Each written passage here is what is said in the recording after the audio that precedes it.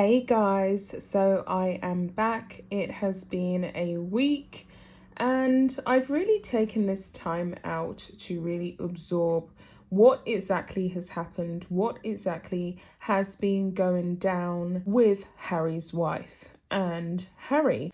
They have been very active, and of course, Meghan has made an appearance, or should I say, Harry's wife, flashing the cash yet again, in spite of the fact that she presents herself as someone who is for female empowerment, someone who is standing up for the rights of women of colour like myself, who is presenting themselves as a very genuine person who is a future figurehead for all of us young women of colour and women of colour in general to look up to.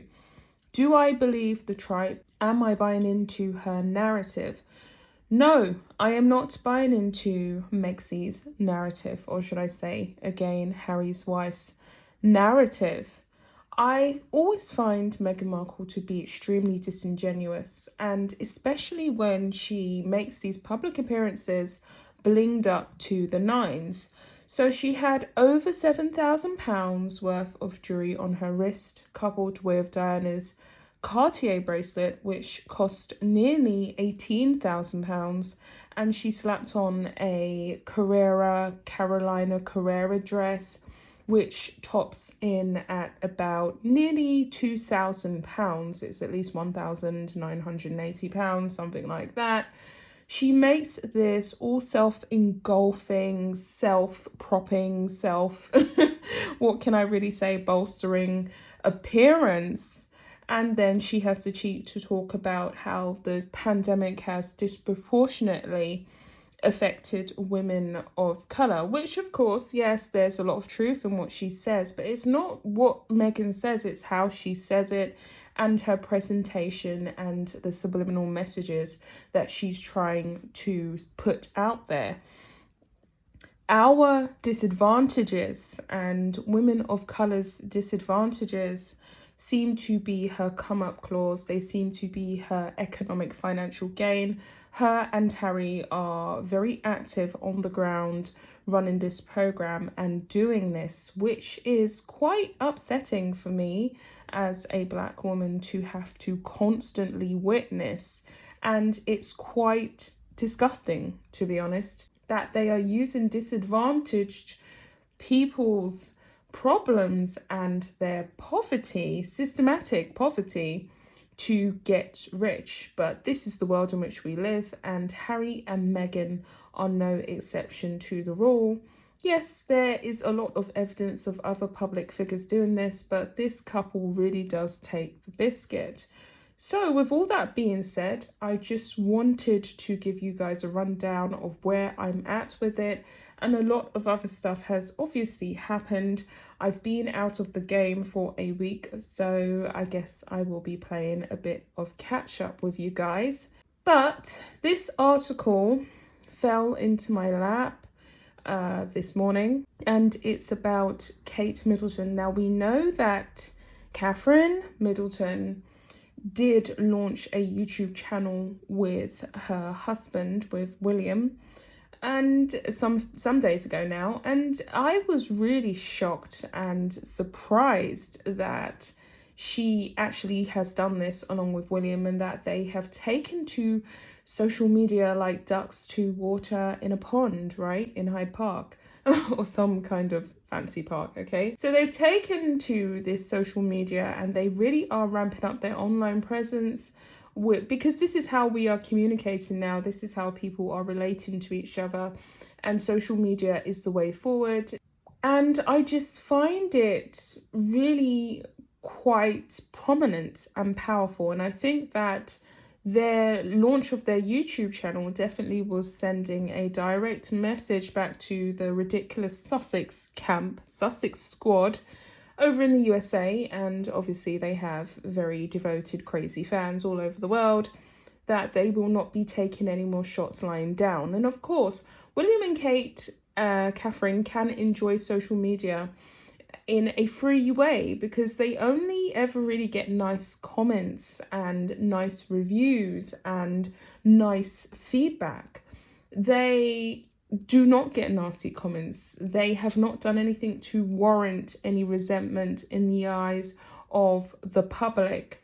So they're basically sending a direct message. We are liked, we are loved, we are popular online. Meghan and Harry do not have that kind of public appeal. So I think that this article does really summarize what Catherine is really trying to say. So this article is by The Mirror, and it is titled "Kate Middleton Won't Let Meghan Markle Walk Over the Royal Family, Says Jenny Eclair." After Prince Harry and Meghan Markle's Oprah chat, prim and nice, Catherine Middleton has totally transformed and she's fighting back. According to comedian Eclair, Kate isn't going to let Meghan Markle walk all over the royal family. The whole world has been watching a struggle for publicity as Meghan and Harry enjoy their new lifestyle in LA while the royal family continue their duty here in the UK. And after Prince Harry and pregnant Meghan Markle's Oprah chat, prim and nice, Kate has totally transformed and she's fighting back. Speaking about Kate and Meghan's so-called rivalry, actress Jenny wrote in the Independent column, "Kate, it seems, isn't going to allow herself, William or her children to get walked over. She is fighting." Since the sensationalized Oprah chat, the Loose Women's star said Kate and William have been shown a different side to the royal family, which of course they have. They had that cinematic PR piece which celebrated their decade of love, their decade of marriage, since Kate obviously joined the royal family. And of course, there was mixed reviews about it, most of them being positive. I really liked it. I felt like this was a good direction for the royal family to go towards. If you're based in the UK, you are very much aware of the adverts that the department store John Lewis put out at Christmas time. They have been using a lot of BAME families and actors to represent and promote their store around Christmas time, which is nice to see. There's a diversity quota that is being fulfilled. And it seems as though Kate and William took some kind of marketing direction from that kind of style of ad, if you know what I mean. I'm not sure about commercials that I could really reference in America, but maybe Macy's or, some other fancy department stores you would have seen their commercials that they run in America. It kind of mirrored that for me. I thought it was very prim, very proper. There was a slight tinge of cheesiness to it, but it was in a good way. And it was like a moving advert, like a movie. Like they just looked like, this perfect, wholesome, loved up family, almost like Meet the Joneses, right? And I thought that it was a good direction for them to be moving into. And I think that represents their fight and their rebranding of the royal family, because we know they've been accused of being archaic. With this new YouTube channel, they're anything but archaic in my personal thoughts and feelings. So I'm going to continue on here. The Duchess of Cambridge won the hearts of many for her low-key visit to Sarah Everard's visual on Clapham Common to lay flowers in March. Recently, the royal family shared candid birthday snaps from Prince Louis's third birthday, which Jenny noted showed they were so ordinary despite being royal, in comparison to Meghan and Harry's photo offering only showed Archie with his back to the camera on his second birthday, which was a ridiculous crap photo, to be honest. I mean, let's see his face, right? What's the point of going out for the paparazzi to pap his face, and then for his actual birthday, you're just showing the back of his head? It was a rubbish photo. I didn't really get much from it, which I guess is another update that has happened since I've been away. And it continues on here. Prince William and Kate celebrated their 10th anniversary together. They appeared down to earth with their family video from the seaside with their kids. And it also carries on to say the couple have also marked another royal first with the launch of their YouTube channel, which instantly got everyone's attention. Meanwhile, Harry and Meghan both spoke out with appearances at the star-studded That's Alive alongside A-listers including Selena Gomez, Jennifer Lopez and Ben Affleck. In recent days, Kate and Meghan have also both made their mark on the publishing world with their new books. The Duchess of Cambridge's Photography Hold Still book, a telling account of people's lives during the pandemic in single snapshots, became an instant bestseller. Money from her book will be given to charity Mind, which is a mental health charity, even though Meghan claimed that when she was in the royal firm, she had no access to any mental health support services, which was a complete lie. And the National Portrait Gallery, so it will be split between the two. Meanwhile, the Duchess of Sussex will have to wait to see how her children's book, The Bench, will be received when it hits shelves, but it has already attracted some criticism, and of course it has. And she sits on some kind of rundown bench. I don't understand her obsession with this bench in her garden in Montecito. What's she trying to say? I mean, we know that she has more than a bench in her mansion. She's sitting there with over 20,000 or more, I can't even say 20,000, about £40,000 worth of fashion garbs. And she's trying to appear as this organic, down-to-earth woman. She's not.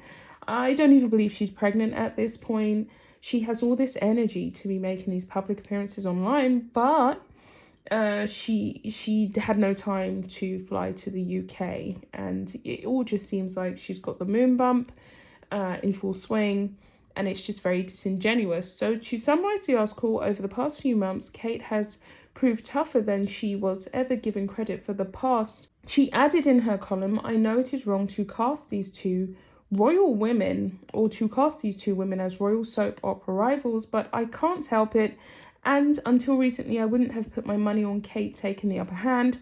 But these days, if I were Meghan, in the unlikely event that they should end up at the same pool party, I wouldn't stand too close to Kate. She's tougher than I gave her credit for, and she certainly is. She's not going to be pushed over by Meghan, and I think Meghan's going to lose this battle. Now that William and Kate have gotten the memo that they're actually under siege by Harry and Meghan, it's time to take the gloves off. They seem to be rising to the challenge in a classy, refined way. So with all that being said, this is the end of the video, and I will be back with another one. Bye, guys.